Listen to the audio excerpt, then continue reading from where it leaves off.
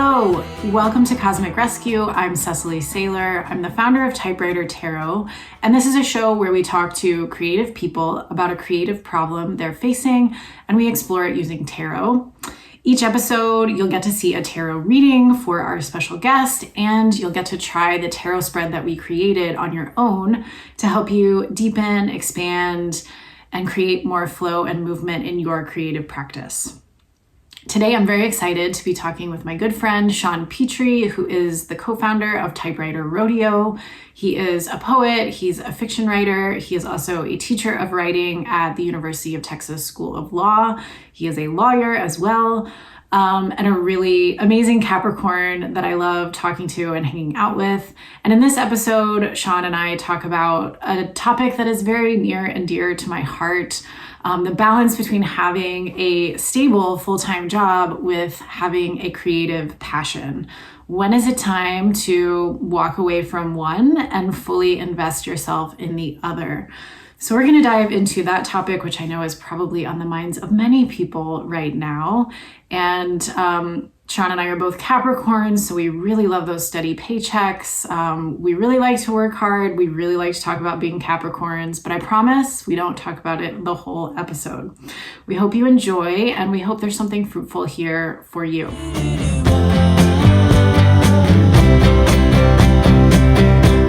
Hi, Sean Petrie. Hello, Cecily Saylor. It is great to have you on Cosmic Rescue for the second time, in fact, because we recorded an episode a while back that my computer ate or is now lost to the ether. So we're doing it again. We're doing a whole nother one. I'm excited. We'll see. Yeah. I think last time it didn't have that announcement, recording in progress. So maybe that was it. That's the trick right there. Yeah, that was before Zoom made that feature update. Well, I'm really glad to talk to you, especially about something that you and I talk about a lot together, even when we're not being recorded, which is how we balance creativity with work.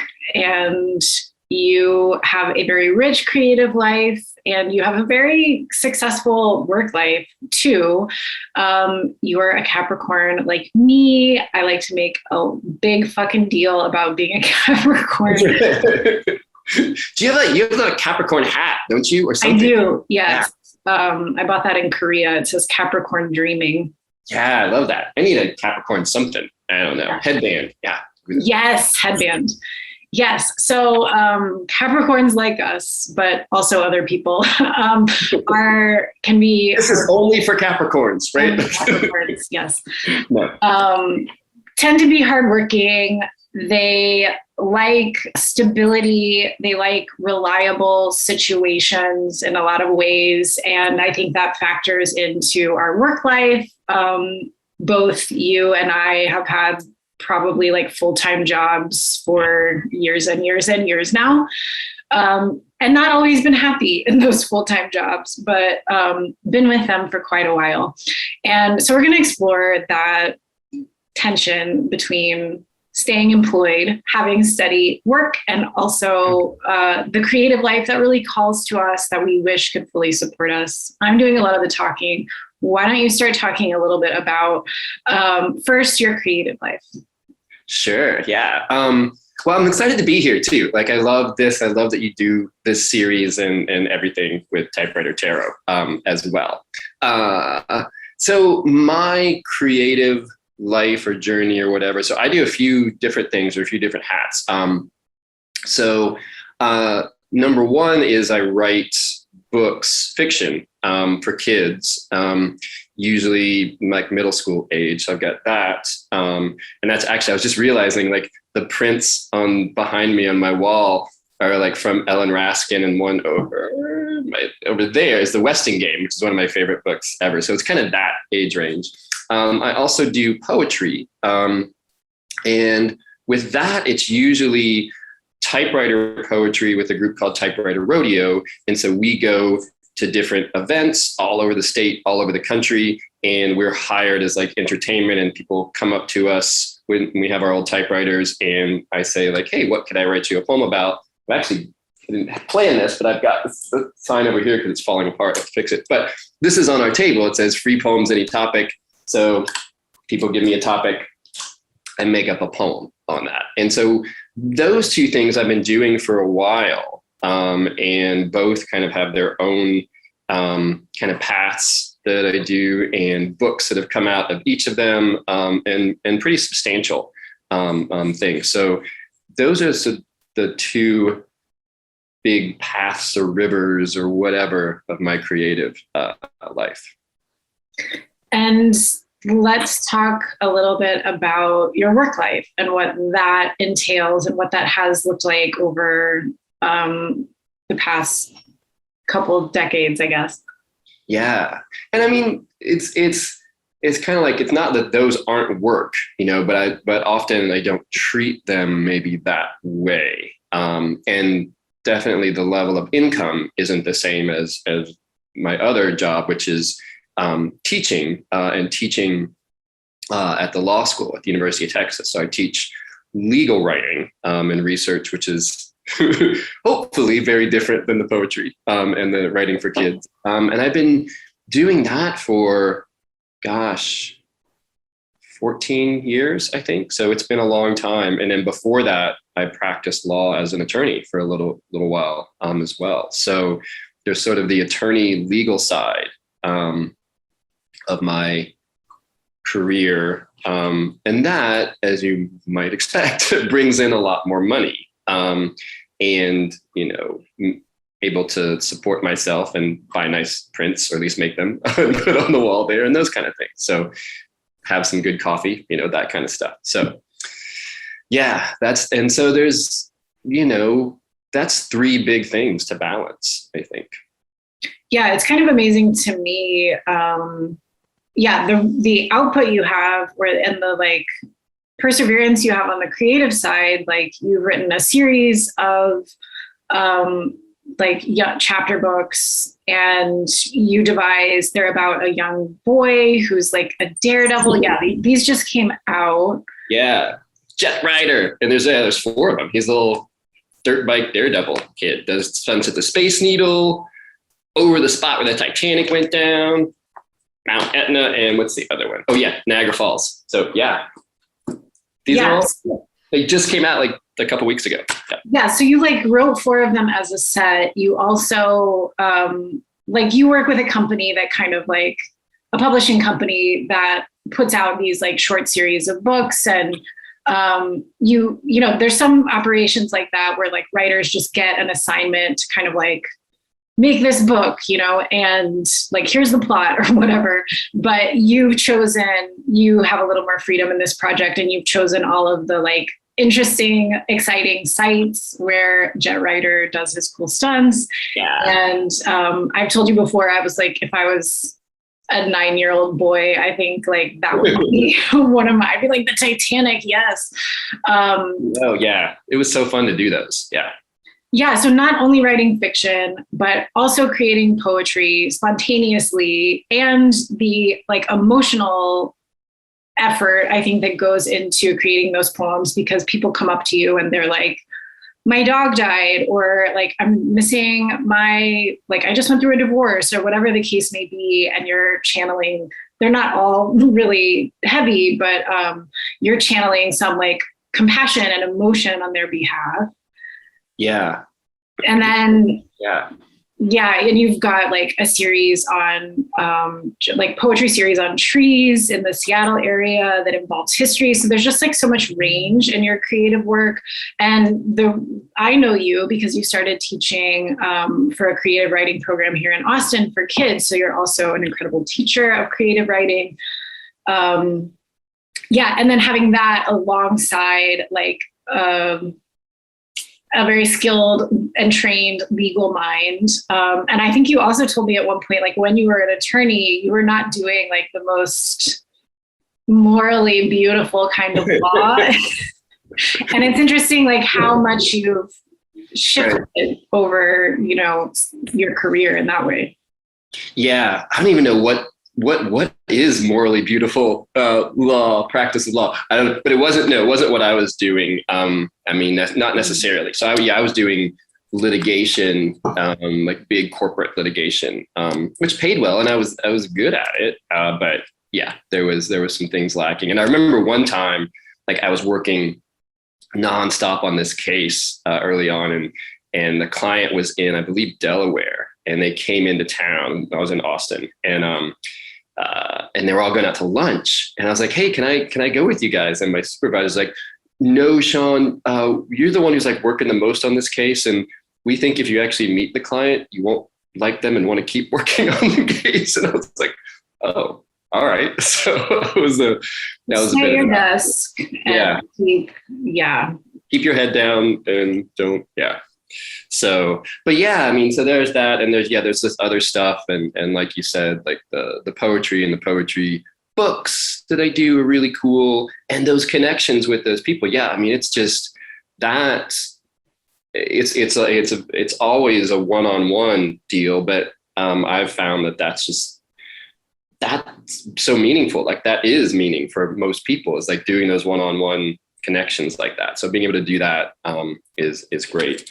And I didn't plan it, but I had my like books and things here of like, this is the trees book and everything. But on top of that, I don't even know if I told you of the new project that I'm working on. Yes. Talk about that. Pet poems. Yeah. Poems about pets with like these cool, illustrations of them, not all just pets, but like, so that I'm super excited about this. So we'll see when and where that comes out. But yeah, so it's all that kind of stuff, which is very different than the law hat, both in terms of the content and like you were saying, in terms of like, I don't know, feeling like you're doing the good work or whatever, right? I feel more that way with teaching law. Like I feel really good about that, but it's still very different than, if I were teaching poetry. Right. And legal writing has a great deal more formula to it, and certain expectations, and like presentation and formatting, and like research, and definitely on another end of the spectrum. So we see now that your range is very extensive, but it also means that you have to divide your energy and your time in a lot of different ways if you want to maintain this creative life and keep those paychecks coming. And, I think a lot about, I relate to you on this topic a lot. I try, I still have a full-time job, even though I would I would definitely rather be just supporting myself with Typewriter Tarot. And I am like in this constant dialogue with myself, like, well, if I just decided to invest those 40 the 40 hours a week that I give to my full-time job, what if like I worked 30 hours a week on my tarot business? Like what would be possible? And you don't know until you do it. And also like I'm giving all of that energy and time to the productivity of some other effort that wasn't really mine originally. And it's not like necessarily it's a bad effort. But it also means, you're at the mercy of what someone else decides your work needs to look like. And like in my job, for example, I started out doing primarily like a kind of journalistic approach to storytelling around like social care. And more, like the longer I'm there, because I'm good at it, like I'm doing more marketing copywriting and like reviewing a sales proposal and stuff that like just isn't my bag. And, that's okay. We go to work and we do things that we don't find fun. That's why they call it work. But, and I'm just probably ranting at this point, but I'm curious kind of like what I'd like to hear you talk about, how your attitude and your perspective on like the work side of things has evolved over time, and how it feels to keep doing that right now, especially as you really continue to get more joy out of your creative work. Right. Yeah. I think, for me, teaching, and like I said, I've been doing it for like 14, 15 years. And when I started out, there was a lot to learn and figure out. And so and a lot of time to put into that. Now I've gotten to the point where like I have my lesson plans. I typically know what assignments I'm going to give my students. And so that I don't have to spend as much time with. I still have to spend a lot of time with giving feedback on their papers. And that's the biggest time commitment. And then there's also being in the classroom. And so for me, it's like doing those things. Like, I love being in the classroom. I love teaching and I love working with the students, you know, whether it's on Zoom or face-to-face, however it is. And that part's great. Giving the feedback on the papers, like, that's tough. And I think anybody who teaches will say, like, commenting on or grading homework is just, you know, not it. And so now it's been kind of having those things kind of set, my routine set in teaching. It allows me to have more time for the creative stuff. And then definitely with the summers and the winter break, it's a really nice setup in that way. And then I think too, like, teaching, especially at the university level, like if I were teaching at a you know, K through 12, you're there every day, right, in the classroom. For me, I teach 2 days a week, and that's typical for a lot of university professors. And then for university professors, it's kind of nice, like, there's not usually group stuff that you do, right? You're supposed to, like, you do your individual stuff, whether you're researching or commenting on papers. And so I don't have to, like, typically do other things beyond that. Like, I get to control the time and the timing, and which is great. So now it's like, all right, I have this pretty good setup, but I'm still not quite where I'd like to be creatively. And I'm struggling with, like, all right, what does that mean? Like, do I need to change something? Is this really as good of a balance as it could get until I do some sort of breakthrough money-wise thing creatively? And I don't know. I struggle with that all the time. A really good friend of mine, who's a very successful children's writer here in Austin, Cynthia Leidig-Smith, who's kind of like one of my mentors, has been since I've been writing for like almost 20 years. And we were having breakfast a couple of years ago before the pandemic, and I was kind of talking about this stuff. And her thing was like, it's not like, the question isn't like, why haven't you had like this breakthrough moment? It's, why haven't you written more over that time? Mm-hmm. And so that for me was like kind of an eye-opening thing. Like, and I don't know, like, I go back and forth, like, should I be doing something different? Or, you know, that word should, like, you know, what should I be doing with this? So yeah, it's like, you know, it's a struggle, right? So yeah, if it were easy, we wouldn't be sitting here trying to figure it out. Yeah. Because I worked in nonprofits for a long time, where salaries are not as they are in the legal field. Right. I've always had like a side hustle just to kind of like get me to, you know, a little bit of a better place, and maybe because Capricorns are like that, but yeah, it's always a question of like, where is the limit, you know, like, because if you're not careful, your time and energy and your effort are really spread so thin. And then there's also like the care you need to give yourself. And then there's, my mind is constantly like, when is the right time? When should I do this? Like, how will I know when it's time to make a shift? Or am I just like, should I just kind of be happy with the way that things are right now? Right. Yeah. And it's like, you know, I think both of us are very lucky in the sense that we have jobs that pay us well, that, you know, our benefits are relatively good compared to what is available in the country right now. Yeah. And we have the luxury of even being able to like have this conversation. For a lot of people, there's not really a lot of choice. It's like there's a limited amount of jobs you can take. There's a lot of wage work. There's a lack of benefits, a lack of worker protection. So I just want to acknowledge that there's a lot of privilege that comes with this conversation. Oh yeah. But, you know, I think part of my unease with continuing to participate is knowing that, you know, the capitalism that we all work inside is not really interested in taking good care of us or making sure that we have like long, happy lives, or, you know, each one of us is replaceable and disposable. And for now, we're just in this arrangement where we give our time and money and talent to whatever paycheck provider is there.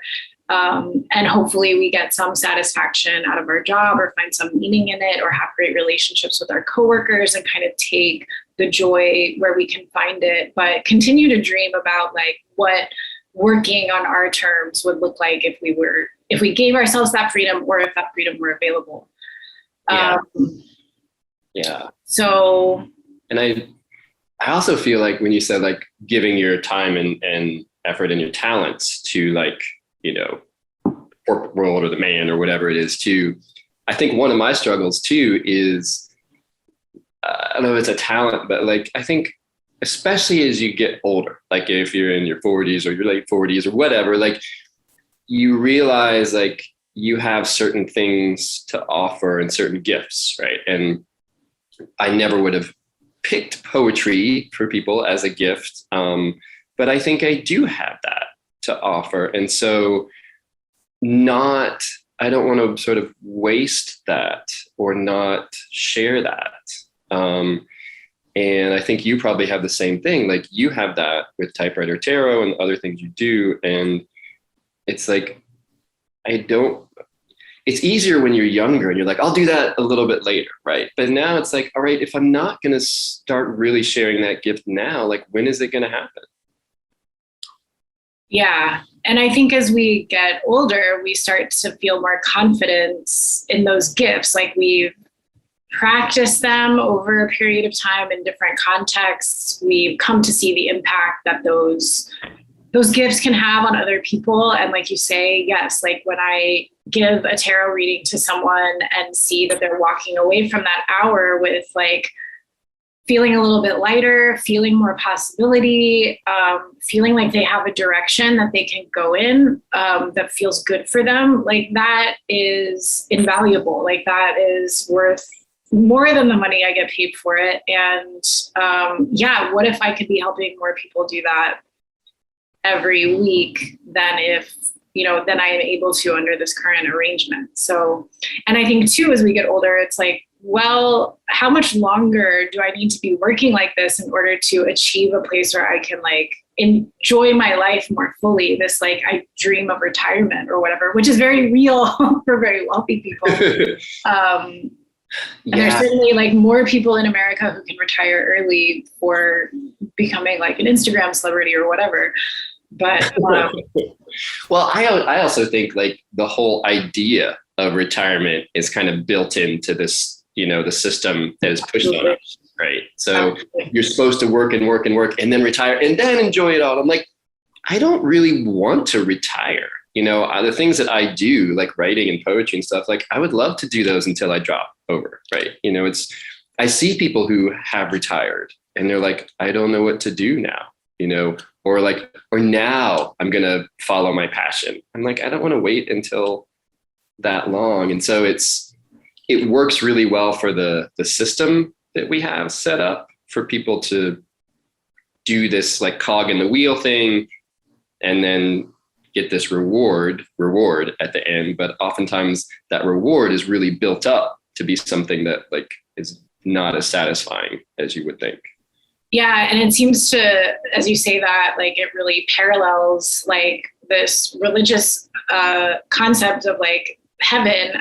It's like, don't enjoy yourself, don't sin, work hard, be dutiful for your entire lifetime. And then when that's over, you will get this like incredible experience that is beyond even your imagination. And kind of the same applies with retirement. It's like, yeah, put in your 40 years or whatever, and then you'll be done and then you'll be free and you'll have this, like, you'll be all set up to enjoy the rest of the remaining 20 something years of your life if you're lucky. And it's like, I think that worked for maybe our parents' generation or our grandparents' generation, where there were actually pensions, and there were things that you received when you retired. And it was, the workforce was sort of built around the family, and which had its own set of problems. But that's not true anymore. There is no retirement in any job. Like, there's 401ks if you're lucky to have that, but that's not everywhere. That's still pretty rare. And so many people, when they reach that age, will have to continue working, or, Social Security takes you so far. Anyway, we're going to solve all of that now. It's a whole big rat's nest to explore. Let's explore your particular situation with tarot, which is what we're here to do. And you have your cards there, and I thought, so go ahead and get those out and be like shuffling those up. And Sean and I talked before, and we were kind of joking that one of these questions that comes up in situations like this is like, is it too late for me? And Sean, how old are you now? I'm as close as you can get to 50. And so, that feeling, even when you're 39 or even when you're 42 or whatever, it's very easy, especially in like a youth emphasized culture, to be like, well, it's too late. Like, I missed my boat. I didn't. So I don't like to ask yes or no questions of the tarot, but we're going to start with kind of like a little fun one, a fun one / terrifying one. We're going to ask, is it too late for Sean Petrie? Did you say it was terrifying? Or tarot? Good. I like that. All right. So that's my, is it too late for,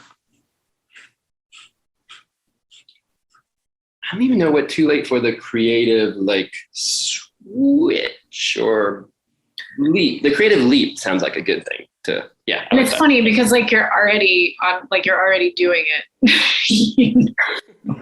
I know. But I see I know what you mean. For you to just like walk away from that other job and be like, I'm going full-time creativity, baby. Is it too late? All right. I have no idea what this card means. It is the Two of Swords. Oh, this is what happens when you try to play with tarot. When you try to get cute with tarot, it will get cute with you. Yeah. Is that saying like, don't do yes? To me, it's saying like, don't ask that question. I don't know, but a little bit. It's like, it's definitely resisting the question. The Two of Swords. It's also like a crossroads kind of card where this person is really facing a choice to go in one direction or another. There isn't really like, it's kind of a binary choice. There are those certain choices in life where it's one or the other. You're doing both right now. And your question has to do with like the binary kind of thinking. And you can also see that the figure is blindfolded, is holding the swords perfectly balanced. The water, which is like an intuitive representation, is very calm behind. So there's a sense that like, you can go within yourself to find the answer. And there may be a period of like holding really still just to continue asking the question. Like, it isn't really like you're supposed to wake up tomorrow and know the answer. But this is a process of kind of sorting out your different options and taking one road or the other one. And I think you're on one road now, and the idea is like to take another road going forward. And so this is really, I think tarot is both like, you can't get me into yes questions, and it's really a choice. Like, and I think tarot is also like, it's not too late. Like you're already already doing it. And I was looking at it in that sense too, of like, is it too late? And that moon up there to me is like, you can't tell if that's the moon. Like, sometimes you can see the moon early in the morning or when it's the sun's starting to set. So it could be like either way. Like that could be like a day things are just starting. There's plenty of time, or it's however, Right. it's however tarot is probably just saying like it's however you look at it. Like it's not too late. It's never too late. So Yeah, and you can't tell, like, is it a waxing moon? Is it a waning moon? And it's like, Right. well, if it's one or the other, it's going to be the other one soon enough. You know, the moon is always moving through its cycles. So, okay, that's a good demonstration of what can happen when you really try to get tarot pinned I'm down. gonna set this to the side over here. Yes.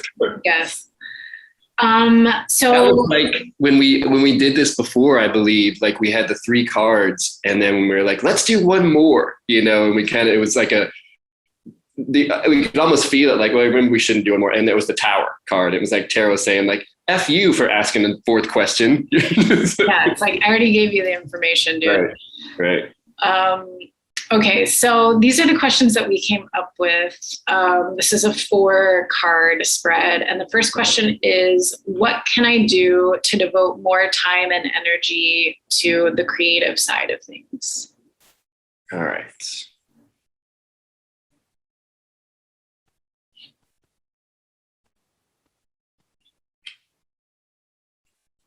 All right. This one is the Knight of Wands. Yeah, baby. So your Knight of Wands is the adventurer. The knights are always in motion. And this is the Knight of the fire element. So fire is connected to whatever mysterious mechanism is at work in terms of like animating life forms. So whatever glue or I don't know what that like connects our spirit to our physical body so that our flesh and our bones become this expression of our soul. That is fire. Fire is transformative. It can turn, material into ash. It can completely change a landscape. It's also very dynamic. It's never a static element. And it's impossible to like contain it. It's like very powerful. So, once you start a fire, you can't just like, it's like clouds. You can't like put it in a bottle. Right. Right. And Yeah. so, this I like night is like the night of that fire element. So it's connected to like what the body is a vehicle for our soul to experience the world. And you can see that his dress is like has a lot of like flair and flourish, and it has this sense of adventure. And he's also wearing these salamanders, which are, that are shaped in this like circular pattern, and they too are a sign of transformation and adaptability. So in terms of like what you can do to devote more time and energy to your creative side, it's to really treat it like an adventure, which is I think something that you do already, like you just told me about this poet, the Poems and Pets, like Pet Poems project. Yeah. And you're working with an illustrator who's creating all of these art pieces. And that's like a new project for you. And it's one I think that actually like has a lot of marketability because people love their pets and they would love to read, give their mom like a book full of their cat loving mom, such as mine, like a book of pet poems. And so, that kind of adventure, like you have these ideas, the chapter books that you wrote are all about adventure. Your Typewriter Rodeo poems are adventures, each and every one, because you're basically like channeling something for a different person's life. And I think just like continuing to treat it all like an adventure. And if it's like you're getting a creative, like a new form of a new idea, a new like nugget of inspiration, like an invitation to go like do Typewriter Rodeo out of town or like whatever, that movement, that interaction, following like the good fiery torches that are standing around or that show up for you are how you can devote more time there. Because it's like if you see one of those burning, go there and then like grade those papers real fast. I love that. And I love whatever you said earlier about the fire. Like it's not easy to put that out either. I like that a lot. And just to go to it rather than kind of like try and fight it, like go with it. And it just reminded me like, so you've got he's got in his festoon and his, not a costume, but a tunic or whatever with the salamanders, and he's kind of brightly, he got that plumage going on there, like this kind of cool costume, riding into adventure. So I think I told you, but one of the things I just did recently was I hired an agent for me, a booking agent, to help me like get school visits, do more poetry workshops, things like that. And her first like kind of idea for me was for these books, the Jett Ryder books, trying to get the glare, which kind of funny. This one has fire on the front from Mount Etna. She's like, it would be really cool to dress up in costumes for each one of the books as you go. So she's like, the Niagara Power Flip one, this one, it's at Niagara, but it like deals with Nikola Tesla, who was he used the falls to harness electricity a little bit. So she's like, dress up as Nikola Tesla.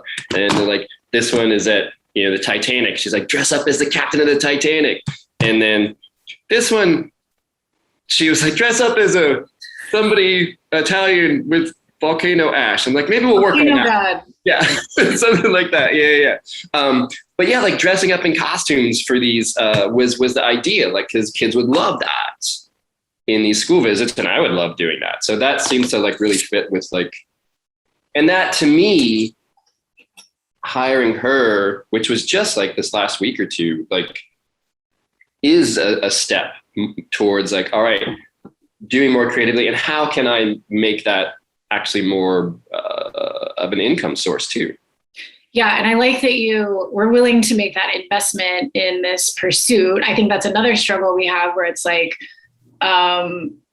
if we're, the paychecks are coming, we try to set aside some money from those paychecks should something go wrong. And sometimes it's hard to know like when we really want to make a big investment in like growing our creative outlet or our creative situation, or growing our business or whatever. But I think when we do make those thoughtful investments, the return is always good, not just because, hopefully good, but yes. I think even just saying to the universe, like, I'm willing to invest in furthering this aspect of whatever my goal is. I think they're usually, unless like if you're making the choice out of like fear or pressure, or like everyone else has an agent, so I better get an agent now, then the outcome may not be quite so great. And I'm not saying that like a bad situation with an agent is always the person who hired the agent's fault. Right. I'm not saying that, but I do think that there is something to like your motivation, your intention, your conscientious willingness to invest in yourself.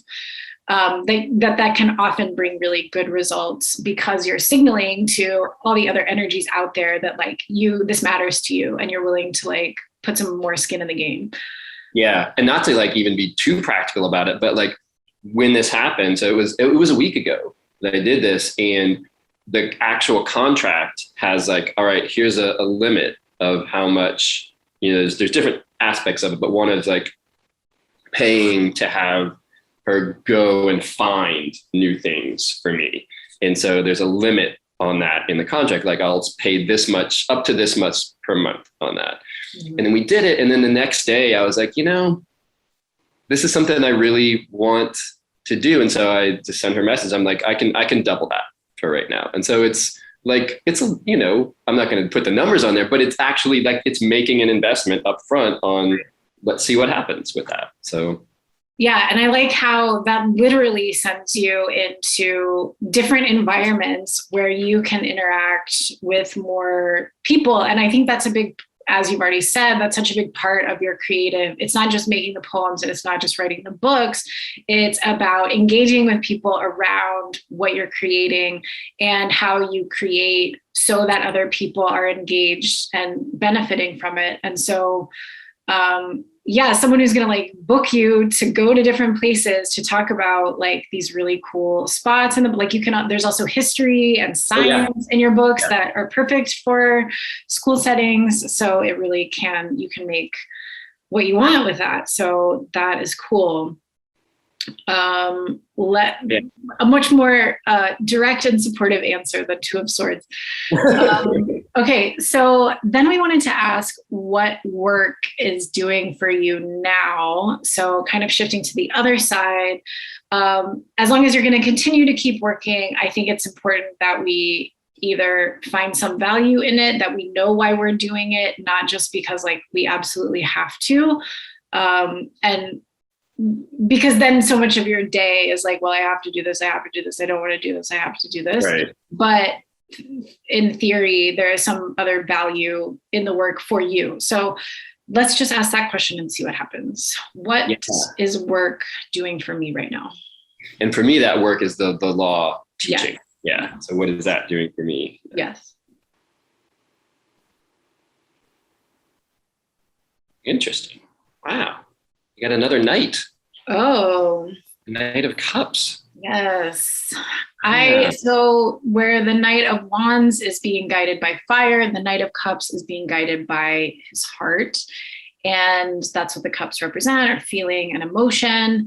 And I think probably one of your callings is teaching. And so at least, you know, this is the one place where you get to do that. I know that you do sometimes teach like for that creative writing program for young kids, but that's like kind of smaller, less regular, and kind of erratic sometimes, especially in the pandemic. So this is this is the outlet you have for being an educator and connecting with students and offering them a good learning experience, which is so important and something that I know that you really value. So yeah, no, I think that's true. Like, I do love that aspect of it, and so much more like than when I was working as an attorney for a law firm and like, hey, don't meet the client, just put your head down and do the work in your office. And so lunch for you. That's right. We'll bring you a sandwich. Yeah, I love the teaching and teaching the students and interacting with that. And I have tried sometimes over the years to kind of dial back on that, and I just can't do it. Other things, like if there's like big faculty meetings and stuff like that, or that are almost like extracurricular stuff that have nothing to do with my teaching, that's fine. I mean, but the actual teaching and the interaction with the students, like, I can't dial back on that. And that's one of the things I'm trying to do more also with this booking agent is do some more poetry workshops. And I do those like for kids, and then also like teaching presentations like for adults as well, just about like what we do at Typewriter Rodeo and how you make those connections. And it's just fun. So I mean, I think there's a big reason why I've been doing this for so long, not just the money, right? Right. Yeah. And I think it's important to notice that it's such a strange relationship that we have with work. Like it dominates so much of our lives. In a lot of ways, it's very impersonal. We only have like limited freedom in terms of like how we spend our time or like what exactly we work on, even though like we went into a role knowing what we were being hired to do. Right. But it's also because it's so much a part of our lives. We also, we look for meaning in it. It does, for many of us, provide rewards that are beyond financial. Absolutely.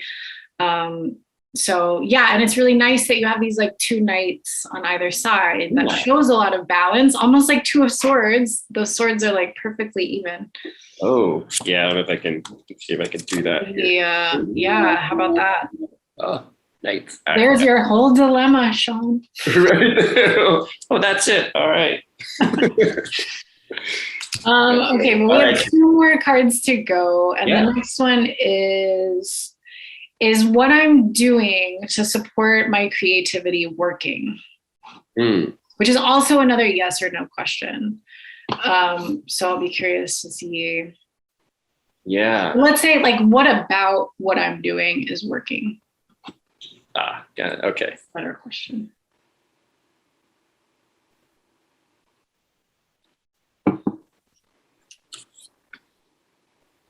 Oh, hello. I've ever drawn this card, the Emperor. Oh, okay. You're taking charge of it, like the emperor is kind of like the CEO of a situation, speaking of work. Emperors have a little bit of Capricornian energy. They like order, they like they like to see the system, see the process, think kind of long term. They're the one who brings like social order into the space of humanity at some cost, like depending on what kind of emperor you've got, that can go a couple different ways. But yeah, it's also about taking up space, taking ownership of something, and bringing it into kind of like a system that works, hopefully. So by hiring your agent, like outsourcing some of your like marketing and business getting to someone else. You just completed these 4 novels. You got like that's wrapped up as you've already like started this new pet poems project.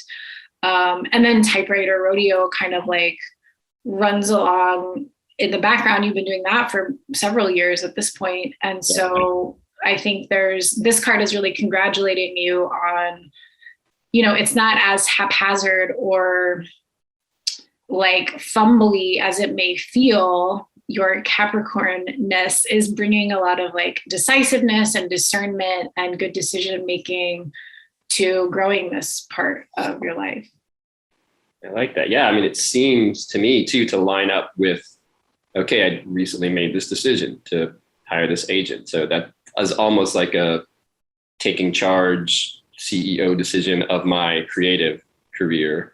And then also, for the first time in like a long time, sent out some queries for writing agents. So a separate kind of agent, this past couple of weeks. So, and I've been really working on that a lot this summer. So that was a big thing. Yeah. And like the emperor is like, you don't see the emperor doing the work. He's like, he's sitting there in charge. And there are other people who are like helping, fulfill the orders that he's like that he's delegated tasks out to other people who are off keeping things running. And so I think the more you invest in kind of like putting some of that into like other people who are specialized in doing that work and already have channel, like you don't have to grow all of the network or the relationships in order to like place your books. You just like someone else needs to do that. And so you have more time freed up to be creating. Yeah. And I think that makes sense too, because it's always been a struggle for me to delegate stuff. And so I tend to take on too much and like, I'll handle it all. Right. And so, this may be saying like, to the extent that I can delegate more, but that's not a bad thing. I tend to see that as kind of a negative as well. Like both in the sense like, oh, I can't do it. And also like, oh, I don't want to impose on other people, So I also like the Capricorn thing. He's got this little 2 like skulls on there. They're almost like goats, like the Capricorn. So yes. Yeah, that drive to like do it yourself. I think because Capricorns do work hard and they can be particular, we also have a hard time like trusting other people to do the work for us. And we take some like martyrdom kind of pride in like being overworked. And so that's a really slippery slope as well. That's like, definitely a place to be very vigilant for all the Capricorns out there. Right. I feel like if I got a Capricorn hat, mine would be like 10 different hats because that's what the Capricorn does. It wears them all the time. Right. Exactly. Okay. Our last question. What is possible if I go for it?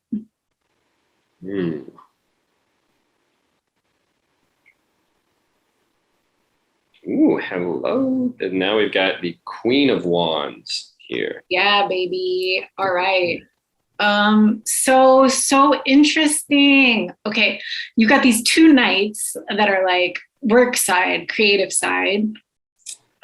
These are the movers, the mission goers. And then you had the emperor for like kind of taking charge, this like kind of this male archetype of like social order. And then what's possible when you go for it is this like powerful, more feminine associated archetype and of the fire again, which is like, so you have the Knight of Wands for your creative side.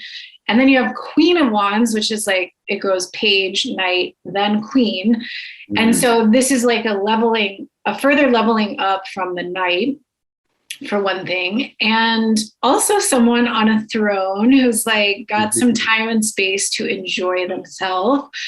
The Queen of Wands has a black cat, yes, which is kind of like a magical, she's like the witch of the tarot, that bright sunflower shining over her shoulder.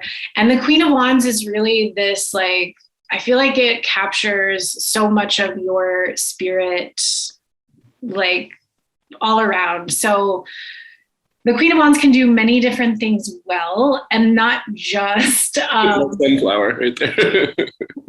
not just like activities, but also relational stuff like leadership, connecting with people. Like she could throw a really great party. I think of her kind of like Oprah, who has like an amazing business empire, but is also presumably like a really good dog mom and a good friend to Gail, and like knows how to make a crowd of women like shriek by just like throwing presents at them. And so like there's something really magical about her. And your ability to like do this like serious kind of legal stuff, legal writing, being a teacher in a large public higher education institution for 15 years. And then also like moving around the country and writing poems and meeting tons of people and having all of these different book projects and like just sort of like radiating through all of those different places and spaces and activities is very Queen of Wands. And so it seems like a further endorsement that when and if you decide to even if you like maintain teaching through your own like brand, I hate to say, for example, like you could have it kind of all wrapped up together and really being, this powerful force, this really powerful creative force. Cool. Yeah, I like that card. I don't think I've ever drawn this one either. I love this. I love that cat. I don't know why. It's really cool. I'm not doing a lot, but like he knows what's up. And he probably takes care of some things behind the scenes. Yeah. Yeah, it feels like, I don't know. I mean, I don't know the cards that well, but are there that many that have like kind of it's like a companion animal for her, mm-hmm. right? Are there that many that have that kind of a? The Fool has a companion animal. Oh, the dog. That's right. The little happy dog. Yeah. There are some pets in the 10 of Pentacles. So they're here and there, but they're not, like the 9 of Pentacles, she has a bird with her, but it's not every card by any means. And Cool. So that's kind of, because like the Emperor does not, he has those ram heads, but they're just like ornamental. They're very stony and hard. But the Queen of Wands has this like familiar who will guide her and assist her and like bring warning signs. It totally seems like a familiar. Yeah. Part of her magic. Yeah. Magic possible. So interesting. Like, these cards for like the quote legit tarot question and the yes no, like so how do you feel after seeing all of these cards together? Is there anything you think you're going to change either in your mindset or in your actions? I feel like very energized and like affirmed, I think, especially in the making these decisions or taking these actions in hiring an agent. I'm putting in my money up front for that, for this particular one. And I feel good about that. And I think it's also reaffirming with the Knight of Cups, like, the teaching thing, it's not bad in any sense. Like it's maybe it's to more appreciate those aspects that I really do love about it. But it's also exciting. Like I just, kind of energized and exciting. Like I love to get to that point, in my life. And I feel like, not so much this, but they kind of are both like sitting on these thrones. Like, so like I was saying earlier, like for me, I don't really see like, oh, there's this time when I'm going to retire, right? It'd be retirement. So the closest I could see to that would be like, all right, I'm kind of sitting on a throne like this, like still doing and bringing cool stuff into the world, but maybe not like out riding horses all the time. I'm just, sitting here. So yeah, a little more low key. Yeah. Yes, hopefully. Well, I really love those cards for you. I think they're a really nice representation of kind of what you're up to and the choices you're facing and your natural approach to kind of moving through both of these worlds and stitching them together and making the most of both of them. I think we're going to wrap up the episode in just a second. Before I'm gonna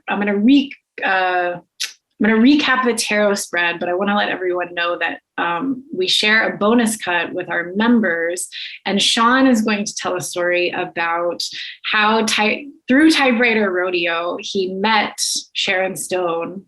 Ooh. And how the typewriter and the poem became this friendship with Sharon Stone that has like maybe a hint of sexual tension in it. I don't know. It's great. So become a member if you want to hear that story. But right, I know there is. Yeah, that's a good channelizer there. Yeah. So here's the tarot spread that we just did. Question 1, what can I do to devote more time and energy to the creative side of my life?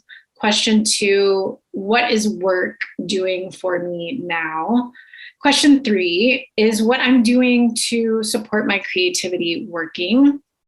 Or how is what I'm doing to support my creativity working? And question 4, what's possible if I go for it?